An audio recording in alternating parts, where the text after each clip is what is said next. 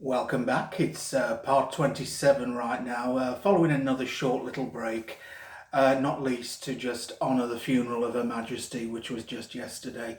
Didn't seem appropriate to be carrying on with these videos on a day like that. So here we are now, carrying on. Just another short recap. Something that I don't know whether I was entirely clear in the last one, but the story or the incident with the realtor, the estate agent who had the experience in the house, that can easily be looked up online. Just as simple as putting in Amityville realtor 2010, and you'll get that story up, quite easily. So that can easily be found. And the other thing that I realised I didn't mention, and again, this isn't something that's definite, it's not a solid fact, but it has been said that the Cromartie family actually ended up making more money from the house and the controversy around it and lawsuits, etc., than the Lutz family ever did. So like I said, I can't know that that's true, but if it is, then that speaks volumes, really. It really does.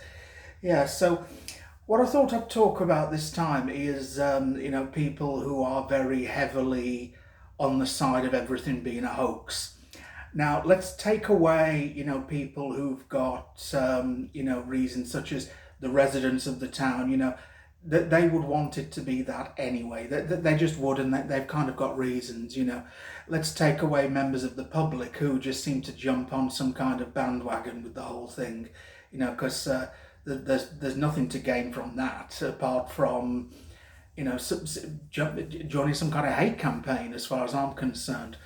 But when we're talking about the more notable things and the more notable people who have been heavily against this case, we're talking people who all had something to gain from it.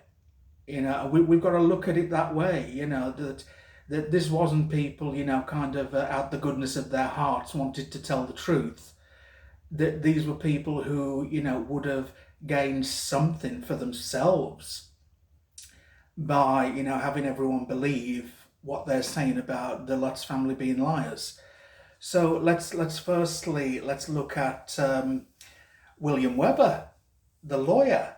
People get things so muddled up there, or sometimes, twisted. I mean, let's remember that he was not the lawyer for the Lutz family. He was Butch DeFeo's lawyer, who they contacted hoping to gain some information and, maybe even question, well, do you think that there was any truth in his claims of possession? So we're talking someone who, was approached, but then seemed to want to use something to his advantage. He was the one who wanted to tell a very, very heavily embellished story, again, that would not only make a lot of money, but would also work in favour of his client. To say that, yeah, here we are telling this, very elaborate story of horrific demonic attacks, etc., and that will work in favour of my client getting off the hook, on a claim of demonic possession. And the other thing that people tend to overlook is the fact that Webber was wanting to award DeFeo a percentage, only a small percentage, but a percentage nonetheless, of the royalties from this project. Now, it is said that this is where George and Kathy Lutz then refused to carry on dealing with him. That they did not feel that a murderer should be awarded anything, and that it was just, twisted and wrong in every way, shape, or form. And this is where he was dismissed from the case, and they didn't want to go along with anything that he was suggesting. Now, the thing is with the Webber thing, people will always say, yeah, well, they got together and they drank lots of wine. They drank 3 bottles of wine, or 6 bottles of wine, 8 bottles of wine. The amount of bottles of wine changes every time someone talks about it. But the thing is, George and Kathy never denied that they sat and drank wine with him and talked at length about what they could do. As in, yeah, we could make a book, we could possibly get film rights, etc. But as regards to them sitting there and cooking up a story, No. When looked at in better detail, no, they were telling their story, and it was Weber who was wanting to exaggerate it in order to sell it and work in his favour, and they were against his ethics. And this is where they stopped and said, no, this was recorded, and in the cold light of day, George Lutz actually said, we're not proud of this. We're really not. In other words, we regret getting so carried away on this tape.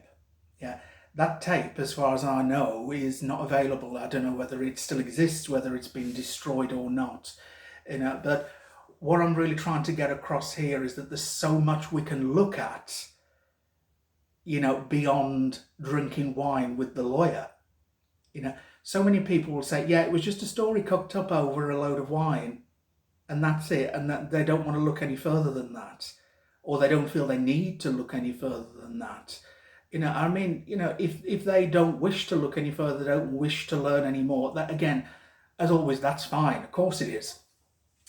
But it's not fine to be coming along to other people who have looked further and have, kind of looked beyond the obvious or beyond the surface to learn more and say, well, you're wrong, because that's where the story ends and, starts and stops.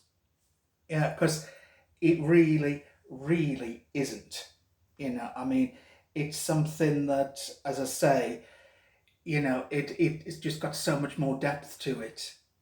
It's just got so much more, kind of information beyond the scenes that we can quite easily look at if we give it the time.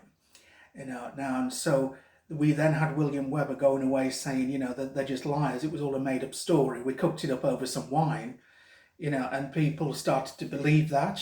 People took that as gospel, But we're talking a man who did have something to gain, and it was all in the way of, well, if I prove that they're liars, I'll gain something from that. Or if I can have people believe that they're liars, and it's all a case of, well, was he just scorned because he didn't get his own way? Was he just trying to save his professional reputation? Whatever way we look at that, he had something to gain.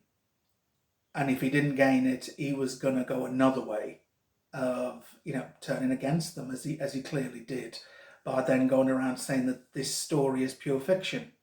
Yeah, so that's just, as I say, it's ways that can be considered. It's ways that we can look at it that can open up more doors, more theories, more possibilities for us.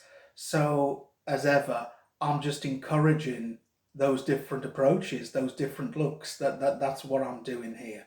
Yeah. So, as ever, I don't want to keep running out of time and galloping through in the last bit. So, I'm going to end this one here and carry on very shortly afterwards, because this is something that, can go on for quite a while. So let's keep it all nice and flowing. Yeah. So I'll be back very, very soon. Thank you. Many blessings.